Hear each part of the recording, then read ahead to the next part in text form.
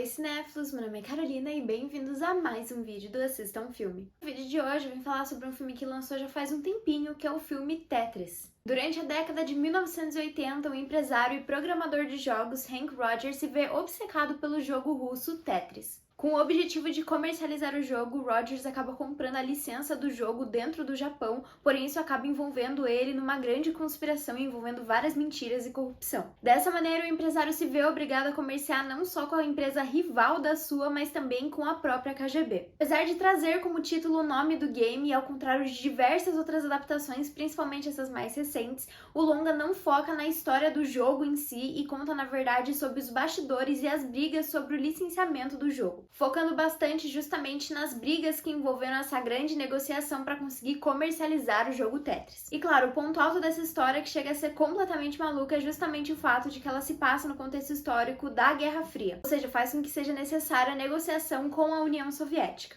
E apesar de trazer uma história que é interessante, já que a gente tem esses personagens correndo riscos a todo momento, eu sinto que o filme tem diversos problemas dentro da sua narrativa. O primeiro deles é trazer de maneira breve a criação do jogo, algo que eu acho que seria muito mais interessante. Apesar de ter, sim, a determinação do Rogers em disponibilizar o jogo para todo mundo e a gente vê a obsessão dele crescendo ali pelo jogo, eu sinto que seria muito mais legal se a gente visse essa narrativa do ponto de vista do russo que criou o jogo. Eu acho que seria importante justamente para dar mais destaque para ele, porque dentro da história mesmo a gente vê como que ele sofreu assim, porque ele não conseguia receber nada do jogo. Apesar de ter toda a comercialização em volta do jogo, ele em si como pessoa não ia receber nada. Também como uma pessoa que nasceu e cresceu dentro da Rússia, eu acho que ia ser muito mais interessante a gente ter esse ponto de vista dele, das ameaças que ele sofreu e de tudo que ele teve que fazer meio encoberto e de como que ele pensou ali pra criar o jogo. Isso é de certa forma explicado dentro do filme, mas é bem breve. E como eu falei, eles até conseguem em alguns momentos focar nisso e de fato trazer o mundo dos games ali, mostrar outros jogos que também estavam sendo desenvolvidos na mesma época e principalmente as grandes marcas como a Nintendo e também lançamento de videogames como o Atari, o que é bem legal e bem interessante. Infelizmente, em diversos momentos, essa narrativa, que eu pelo menos considero bem mais interessante, é deixada em segundo ou até mesmo em terceiro plano,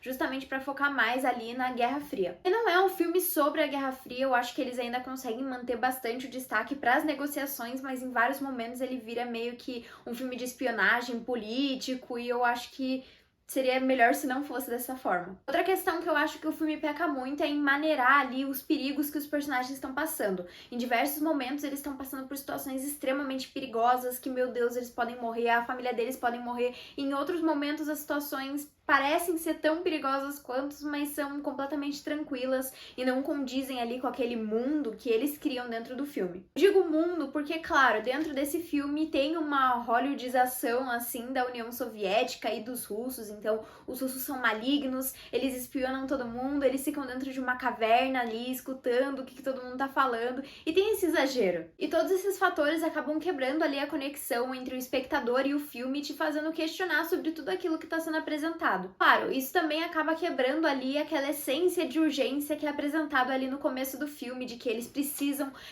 fazer esse negócio dar certo, eles precisam ter a licença de Tetris e isso é necessário porque senão ele vai perder a casa dele, senão ele vai perder todo o dinheiro, e eu acho que essas mudanças, assim, dos riscos que eles estão passando acabam quebrando muito isso, pelo menos pra mim. O filme também tenta explorar uma parte um pouco mais dramática, principalmente na questão do núcleo da família do Hank, já que por conta dele ter que ir pra União Soviética e viajar para diversos outros lugares, ele acaba deixando a família dele muito de lado e isso acaba gerando intrigas entre a família. Então sim, isso é explorado, isso é mostrado no filme, mas também acaba sendo abandonado para esse grande plot ali, mostrando as negociações dentro da Rússia e tudo que estava rolando ali por trás, e eles acabam deixando essa parte dramática que poderia ser interessante justamente pra gente entender um pouco mais da obsessão e por que ele quer tanto assim ter a licença desse filme pra realmente focar em outras coisas, então é muito triste que eles acabam deixando isso de lado. Dos pontos positivos eu destaco as atuações, eu acho que todos os atores fazem um trabalho excelente, que trazem performances muito convincentes, mas em principal, claro, eu tenho que destacar o Taron Egerton, que faz o protagonista. Eu não diria que ele é um ator subestimado, mas eu diria que ele é um ator que é pouco aplaudido por Hollywood, principalmente tendo em exemplo o filme Rocketman,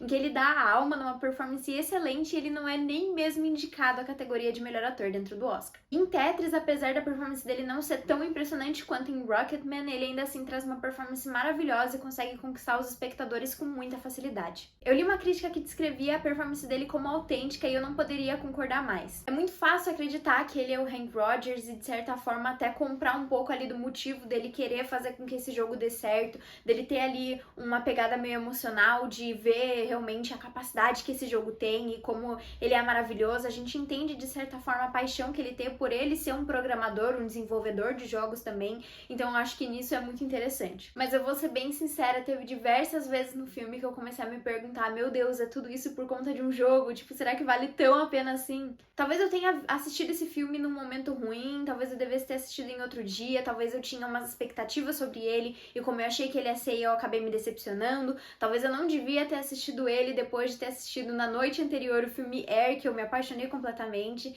Enfim, teve muitas decisões que eu acho que me fizeram chegar para a conclusão que eu tive desse filme. Apesar dele trazer uma história verídica que também é completamente maluca, é extremamente interessante, ele ainda assim exagera muito nos momentos de ficção. E mesmo com isso, eu achei que o filme se tornou muito cansativo e repetitivo em diversos momentos, parecia que ele avançava, mas a gente continuava naquele mesmo ponto e meio que não ia pra frente. Eu acho que o próprio filme brincou com isso em alguns momentos em que durante o filme a gente vê algumas passagens de fases, assim, e eu sinto que foi mais ou menos isso. Mudou de fase, mas a fase continuou a mesma, a dificuldade continuou a mesma e não aumentou e nem diminuiu. E eu acho que nesse momento é impossível eu não comparar esse filme com Air, principalmente porque eu vi os dois, um num dia e outro no dia seguinte, e principalmente pelos dois contarem a história, duas histórias em que a gente já sabe o final. Enquanto eu acho que Air conseguiu fazer um trabalho excelente, fazendo com que a gente de fato chegasse a se perguntar, nossa, será que realmente dá certo? Ou fazendo a gente mesmo até esquecer que dá tudo certo no final, porque a gente tá ali tão envolvido dentro da história do filme, eu sinto que Tetris não conseguiu fazer a mesma coisa. Eu me distraí em vários momentos e tive que voltar, eu não consegui ficar presa mesmo na narrativa, em parte porque eu achei cansativo em diversos momentos e repetitivo, mas não sei, algo não se conectou assim comigo. No geral, eu acho que o filme tinha muito potencial na mão, já que ele tem uma história extremamente interessante por si só. E claro, tem essa oportunidade de você acrescentar algumas coisas de ficção ali para deixar a história um pouco mais interessante do que ela já é. E claro, também tem o diferencial do filme se passar ali durante a Guerra Fria, que é um baita de um diferencial para você acrescentar na história. Eu não sinto que eles conseguiram aproveitar essa história tão bem e até mesmo juntar ela de uma maneira satisfatória. Então, essas cenas dramáticas, essas cenas de ação, essas cenas de negociação, não senti que ficou tão harmônico assim no final. E eu também acho que eles apelaram muito para um exagero em várias vezes e caricaturas e estereótipos e também para cenas de ação que simplesmente não condizem com a realidade. Ele é um filme que se passa muito na realidade, daí do nada você tem uma cena de perseguição, estilo Missão Impossível e simplesmente isso desconecta qualquer espectador de uma obra. A questão das licenças em si, da Nintendo, do Atari, do Game Boy que tá ali para ser lançado, são muito interessantes e eu acho que dava para ter focado mais nisso. Infelizmente, eles de fato deixam isso muito de lado e eu acho que foi uma grande decepção minha, porque principalmente quando eu ouvi o nome Nintendo, eu já fiquei, meu Deus, que máximo, e eles não aproveitam tão bem isso quanto eu gostaria que eles tivessem aproveitado. E curiosamente, esse é o terceiro filme lançado em 2023 que eu assisto que tem a música Holding for a Hero, então eu já tô cansada, por favor, parem de colocar essa música. Eu gosto dela, mas eu simplesmente não aguento mais. Mas tudo bem, dessa vez foi a versão russa, então eu vou deixar passar.